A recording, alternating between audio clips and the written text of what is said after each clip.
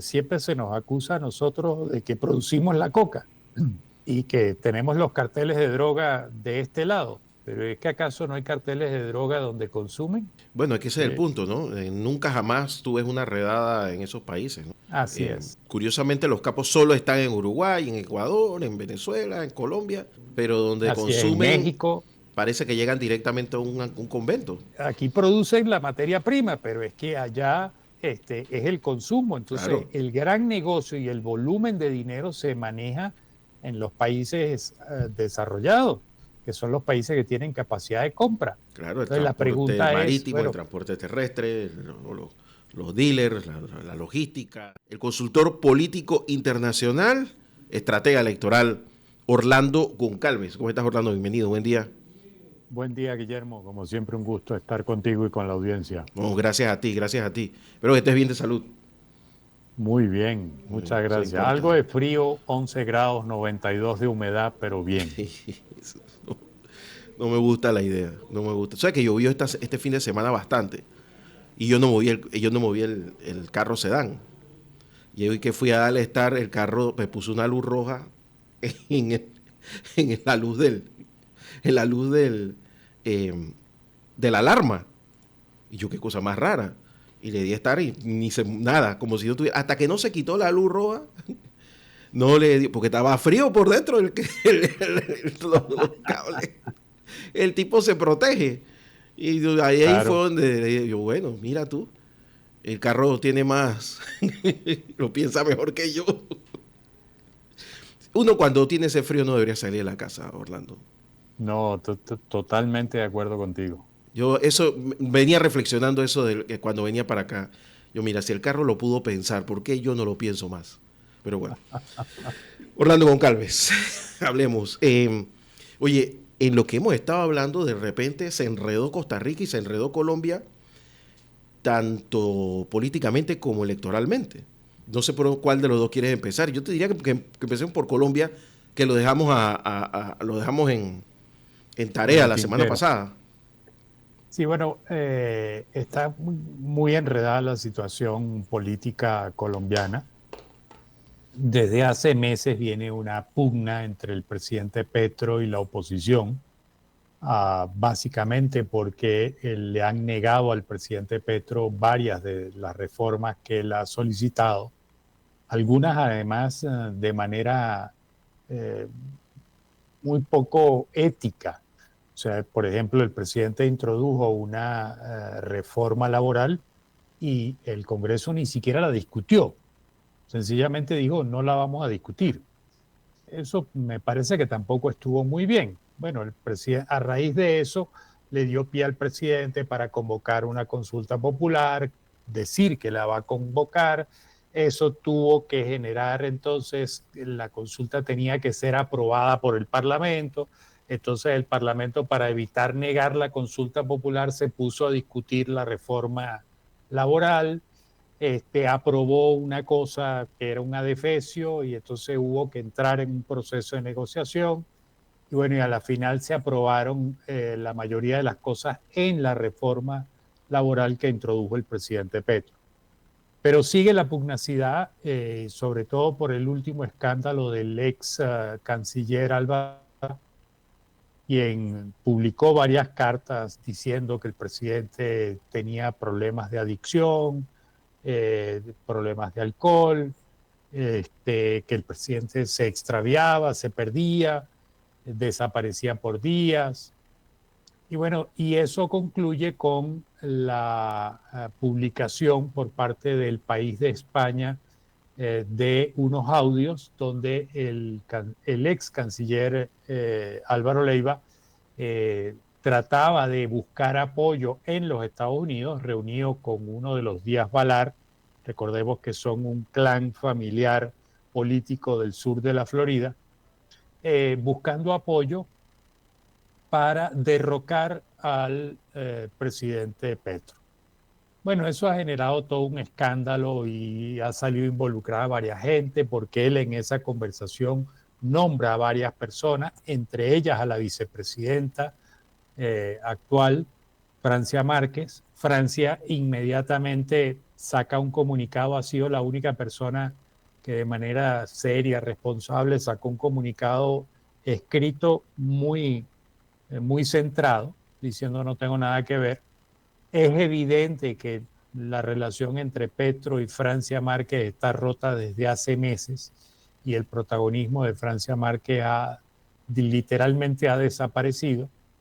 Eh, Luego pasó una cosa muy curiosa en la conversación de Álvaro Leiva con Díaz Balart, él nombra a Vicky Dávila, precandidata presidencial.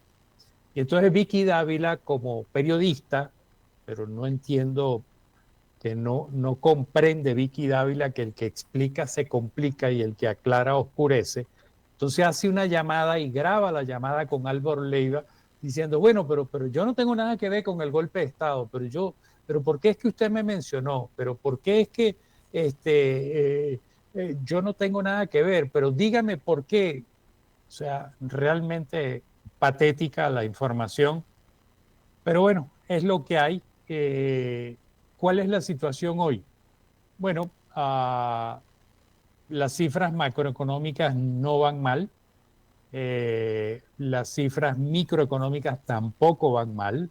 El aumento del salario hasta el día de hoy, a 3 años, ha sido casi del 45% del salario mínimo.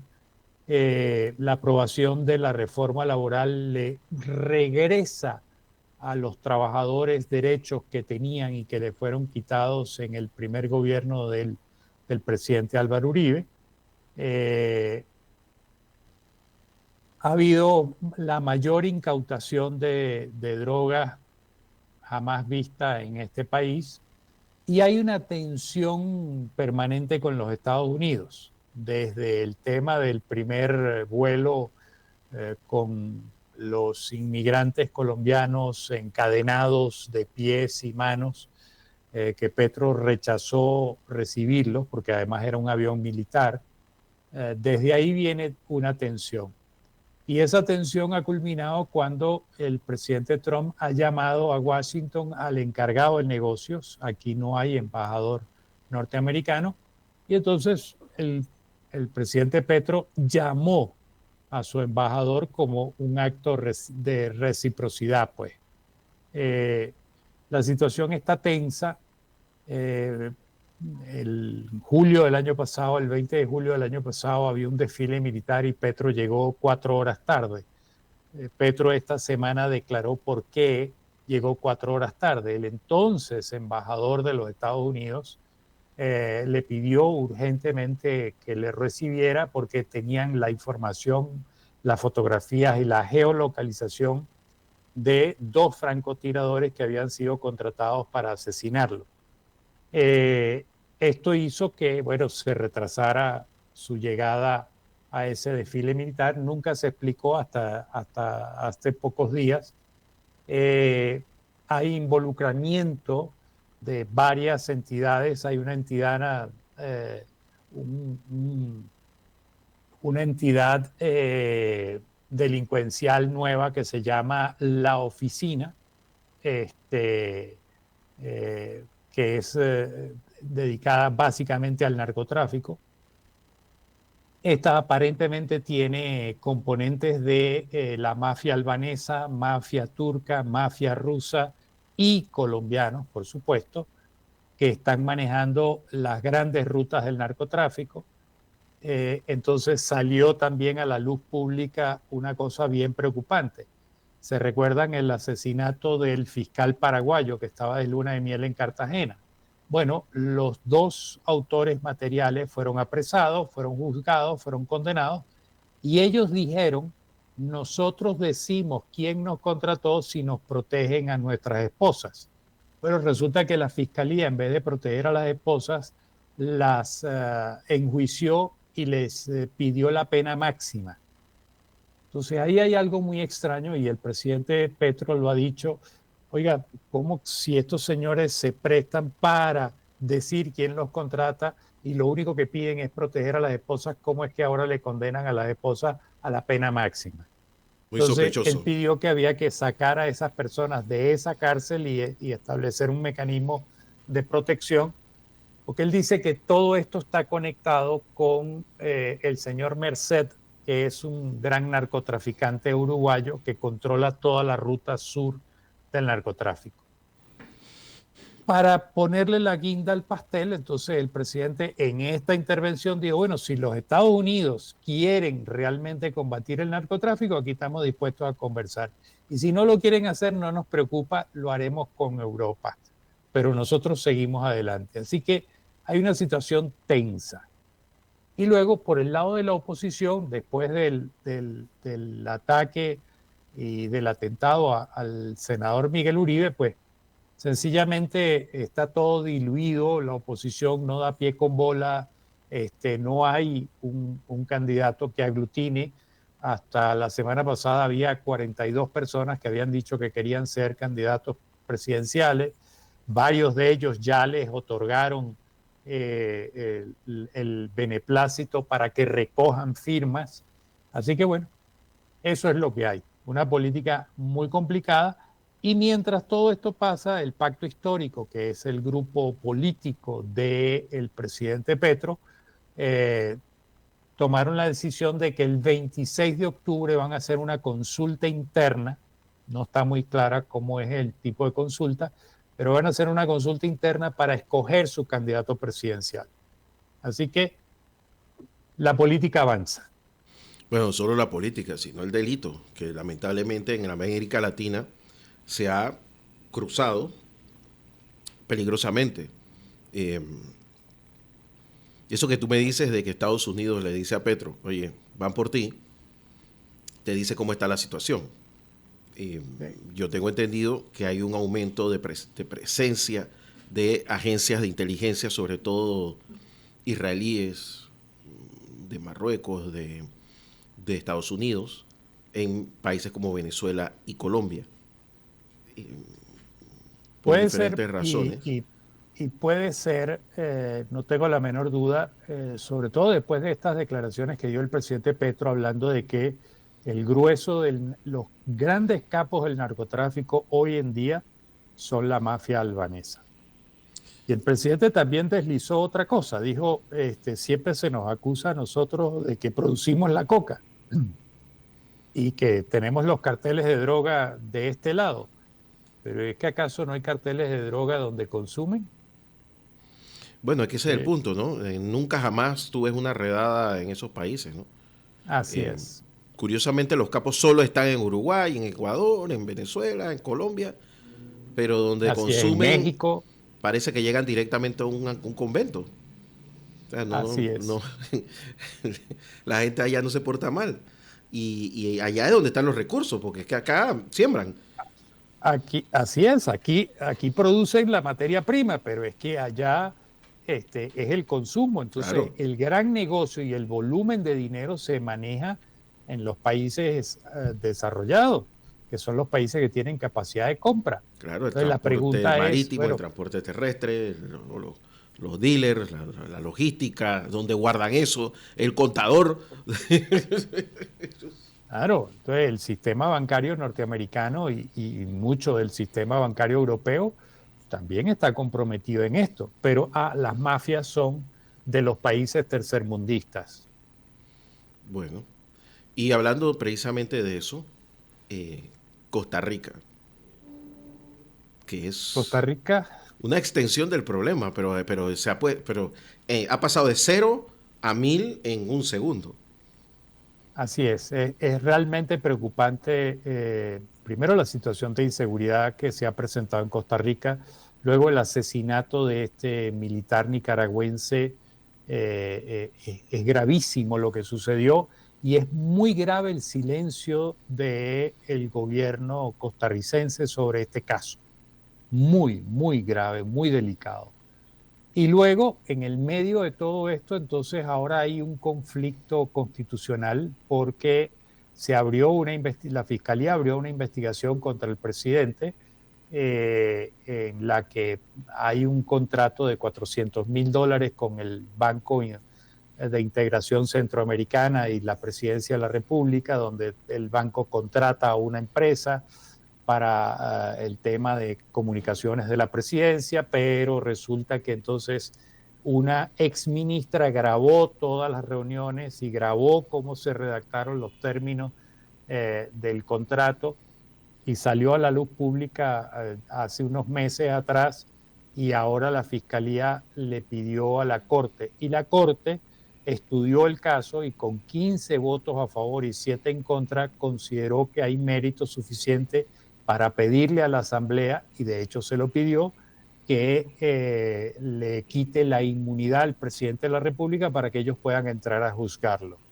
Así que bien, bien complicado, y a toda esta entonces el presidente dice que la Corte es una vergüenza, que la Corte está a favor de los poderosos del país y que no están apegados a derecho. Así que realmente es preocupante la situación de Costa Rica, que había sido un faro de luz de cómo debería ser la democracia, la decencia, el debate cívico.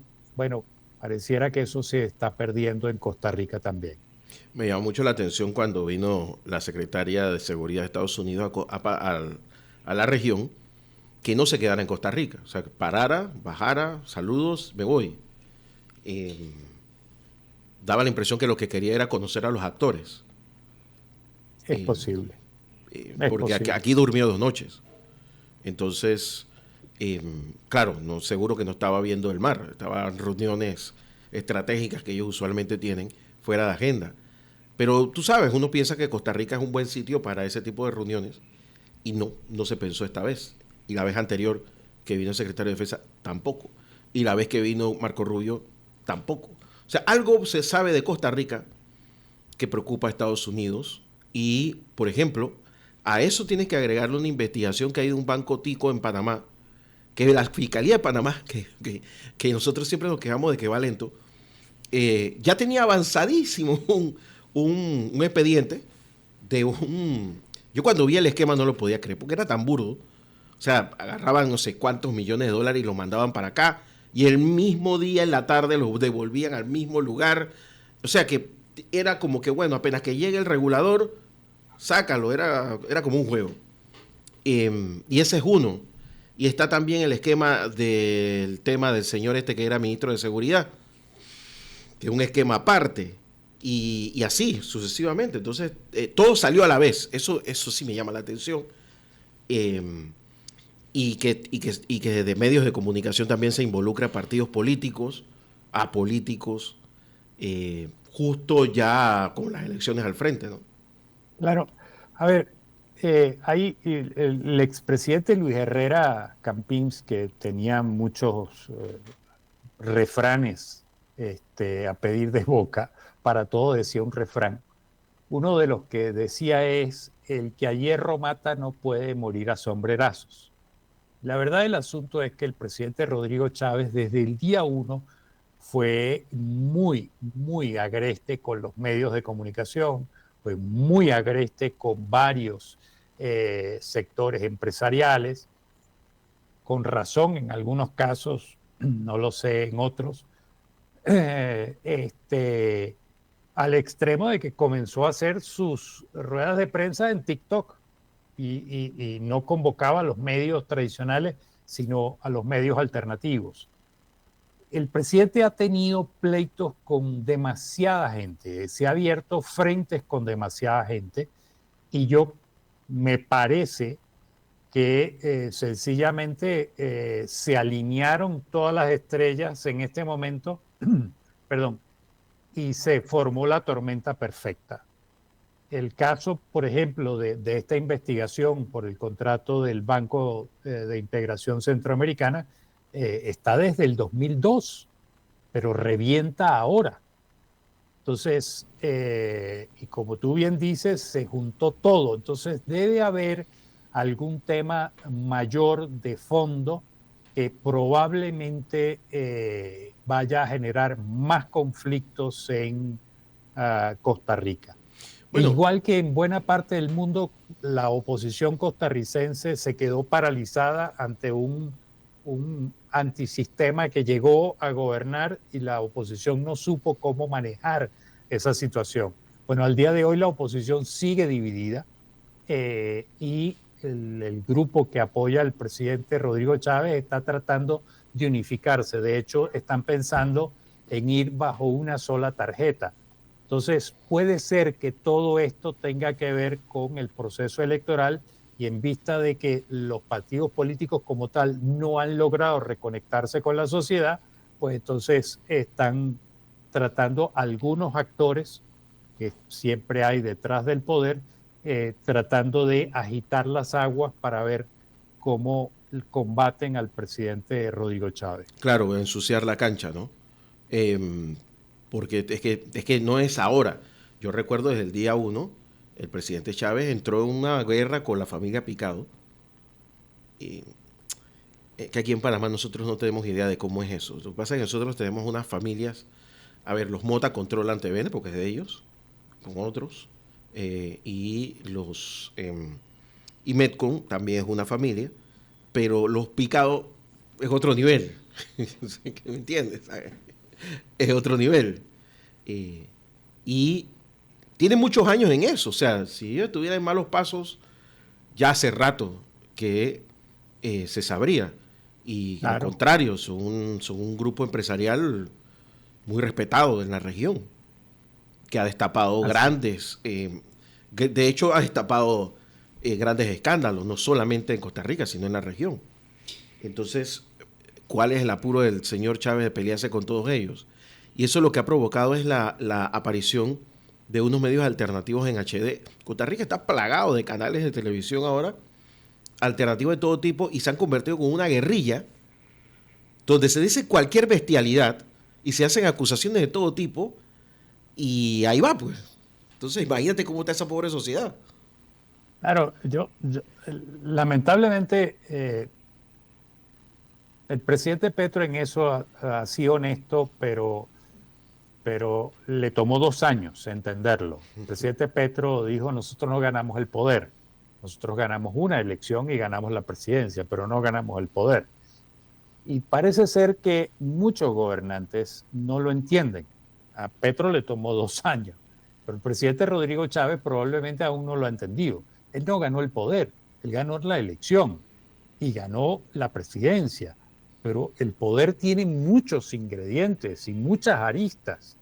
Y él llegó desde el día 1, como tú bien dices, enfrentado a empresarios, enfrentado a los medios y se abrió muchos frentes y de nueva vuelta. El que a hierro mata no puede morir a sombrerazo.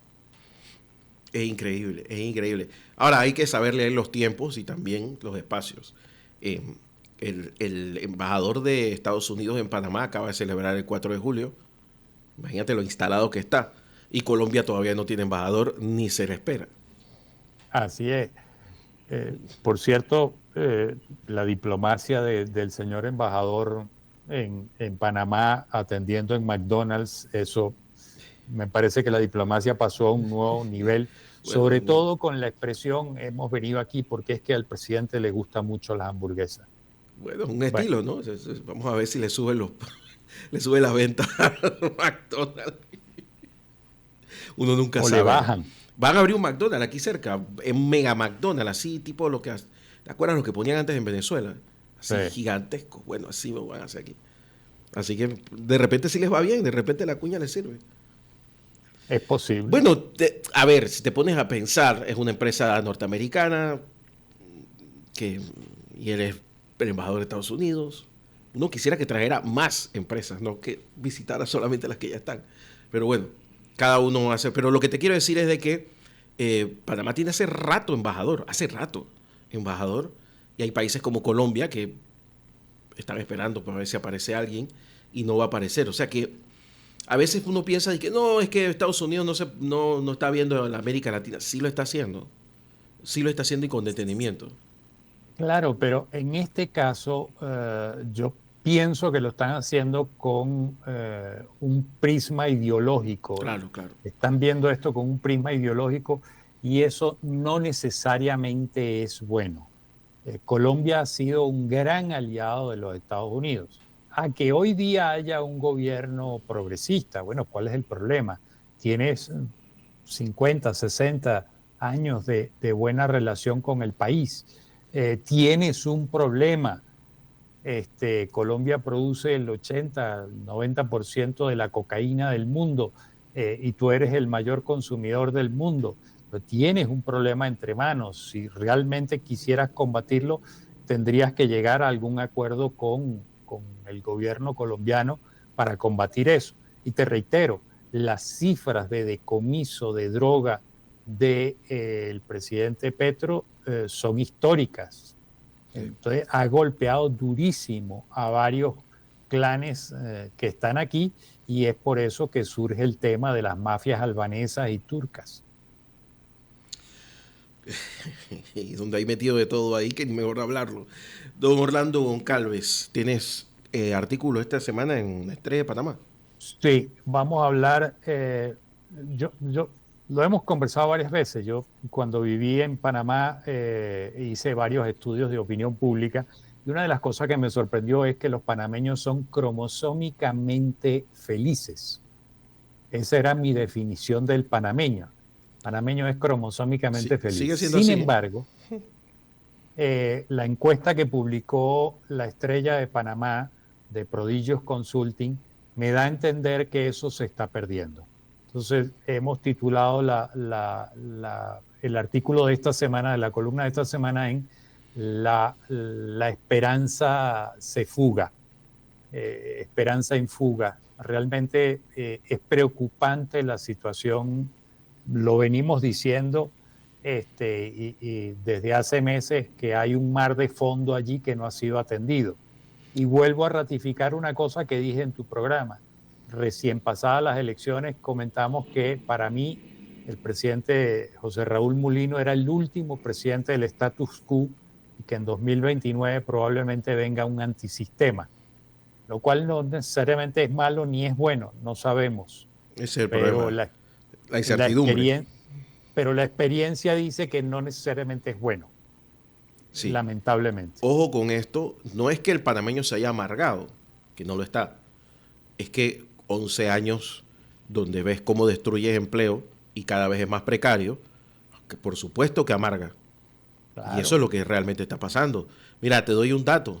La gente de la Cervecería Nacional me decía que a principio del año, el primer trimestre del año, que no pasó nada, que todo estuvo bien, se vendió 23% menos de cerveza en Panamá.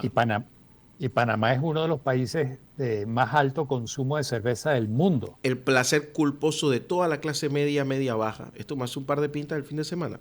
Y si estás consumiendo menos es porque no las puedes comprar. Claro, claro. ¿Y por qué no las puedes comprar? Porque no tienes plata, porque no tienes trabajo o te cuesta conseguir algo de dinero. Entonces ahí es donde está el problema, pero está en otra cosa. Todos están en otra cosa.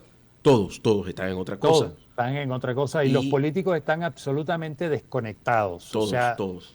Este fin de semana vi un video del nuevo presidente de la Asamblea que me da a entender, bueno, haber sido electos es una bombona de oxígeno y ahora vamos por la presidencia del Partido Panameñista. Oiga, están desconectados de la realidad, siguen anclados en el pasado, siguen anclados en la política. Puedes hacerlo, pero no lo pongas de prioridad. La prioridad es conseguir empleo a la gente y no nombrarlos de botella, es a legislar para que las cosas cambien. Pero bueno, ese es otro tema que podemos hablar otra semana, Orlando. Orlando, te mando un gran abrazo. Videocolumna esta semana también, ¿no? En tus redes sociales, ¿qué son? Sí, señor. En Twitter y en TikTok, Orlando Goncal, y la página web orlandogoncalves.net. Orlando Goncalves, consultor político internacional, estratega electoral, con nosotros desde Bogotá, aquí en La Mañana en por Radio Ancon. Te mando un gran abrazo y nos vemos la otra semana. Dios mediante.